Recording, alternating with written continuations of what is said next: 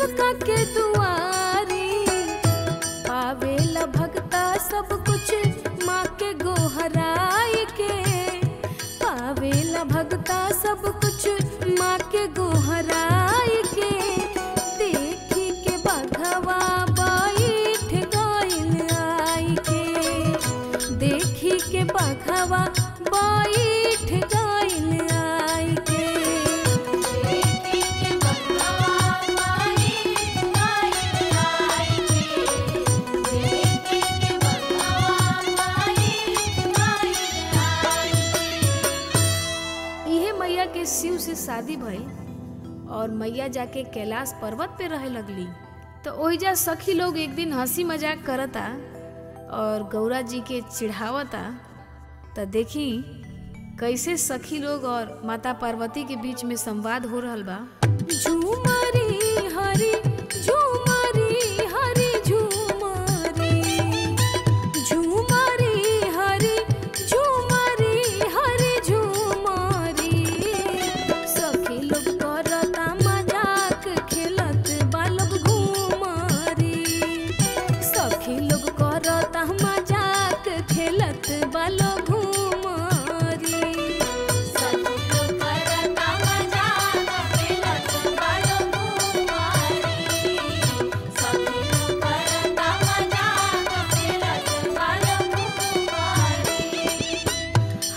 मजाक लोग करे बत कही,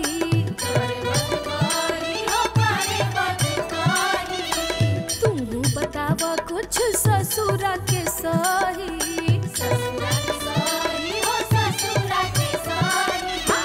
हंसी मजाक लोग करे बत कही, तुम बतावा कुछ ससुरा के सही।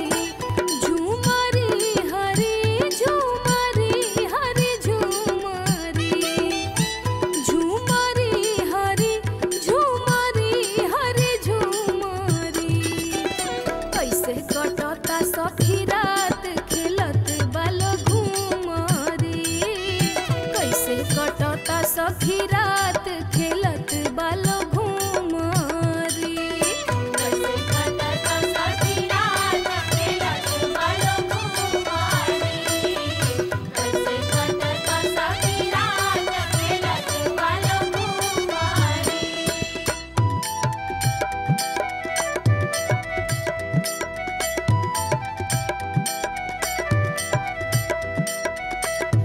नहीं लागत होई पत्थर पहाड़ हो,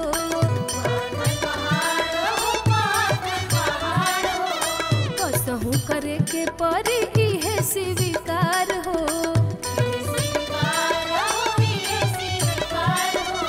निक नहीं लागत होई पत्थर पहाड़ हो, कसहू करे के परी इहे स्वीकार हो। झूमरी हरी झूमरी हरी झूमरी, झूमरी हरी झूमरी हरी झूमरी। कह सखी कुशलात खेलत बालो घूमरी, कह सखी कुशलात खेलत बालो घूमरी, कह सखी कुशलात खेलत बालो घूमरी, कह सखी कुशलात खेलत बालो घूमरी।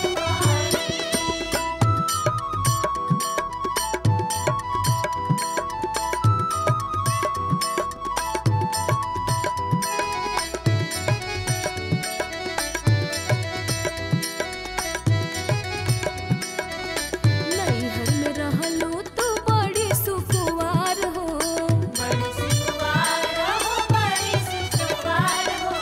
छल क के अगुआ धोखा कैले बरियार हो, बरियार धोखा कैले बरियार हो। नैहर में रहलो तो बड़ी सुकुवार हो, छल क के अगुआ धोखा कैले बरियार हो। झूमरी हरी झूमरी हरी झूमरी, झूमरी हरी झूमरी हरी झूमरी। सुनी के बाड़ी मुस्कात खेलत बालो घूमरी, सुनी के बाड़ी मुस्कात खेलत बालो घूमरी, सुनी के बाड़ी मुस्कात खेलत बालो घूमरी, सुनी के बाड़ी मुस्कात खेलत बालो घूमरी। तो अतने में शिव जी आ जातानी तो सखी लोग लजा गईली और सखी लोग ई सोचता कि अगर द्वारपाल रही तो शिव जी बिना बतौले अंदर ना आईती। तो ई सोच के मैया अपना मैल से एगो पुत्र पैदा कैली तो देखी सोहर के का भाव बा। जब पुत्र के जन्म होला तो सोहर गावल जाला। तो आई सोहर मिल के गावल जाओ। कहवा में जन्मे राजा राम, तो कहवा कन्हाई जन्मे हो। ए ललना कहवा में जन्मे गणेश, तो सखी गावे सोहर हो। कहवा में जन्मे राजा राम, तो कहवा कन्हाई जन्मे हो। कहवा में जन्मे राजा राम, तो कहवा कन्हाई जन्मे हो। ललना कहवा में जन्मे गणेश, तो सखी गावे सोहर हो। ललना कहवा में जन्मे गणेश, तो सखी गावे सोहर हो।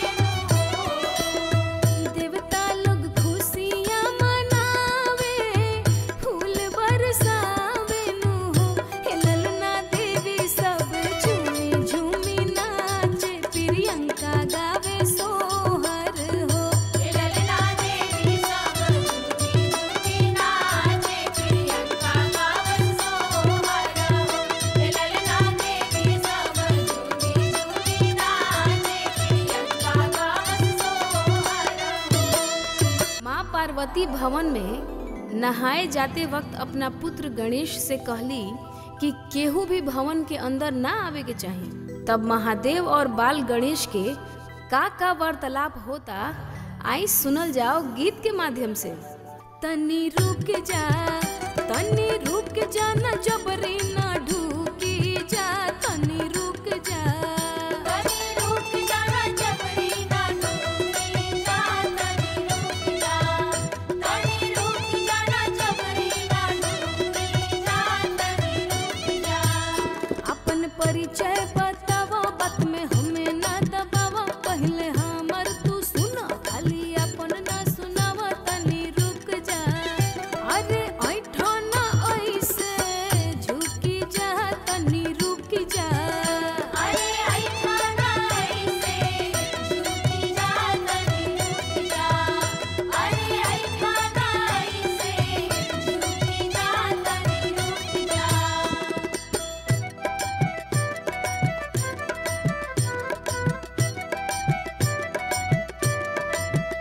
माता हमके लगैली इहे बात के सिखैली, केहू आवे ना अंदर इहे हमके बतैली। तनी रुक जा, काहे करत रा जबरी तू झुक जा हो, तनी रुक जा। काहे करत रा जबरी तू झुक जा हो, तनी रुक जा। काहे करत रा जबरी तू झुक जा हो, तनी रुक जा।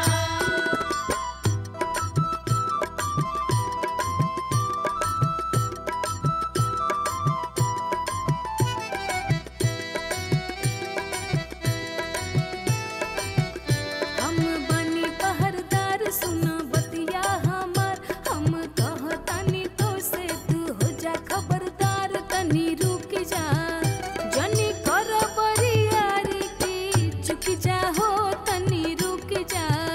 जनी कर बरियारी की झुक जा हो, तनी रुक जा।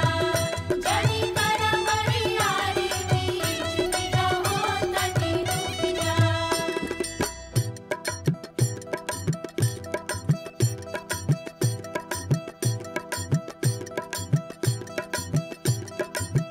शिव जी समझ ना पहिले कि एही जाका भइले, होखे लागल लड़ाई, देव लोग घबरले। तनी रुक जा, नंदी करस उपाय, झगड़ा छूट जा हो, तनी रुक जा। नंदी करस उपाय, झगड़ा छूट जा हो, तनी रुक जा। नंदी करस उपाय, झगड़ा छूट जा हो, तनी रुक जा। शंकर जी और गणेश जी के भयंकर युद्ध भइल। क्रोधित होके शिव जी गणेश जी के मस्तक काट देनी। त ई देख के जब माता गौरी क्रोधित भइली, तब फिर शंकर जी हाथी के बच्चा के मुंडी लगा के गणेश जी के जीवित कर देले। ई रहल हा माता गौरी के कथा।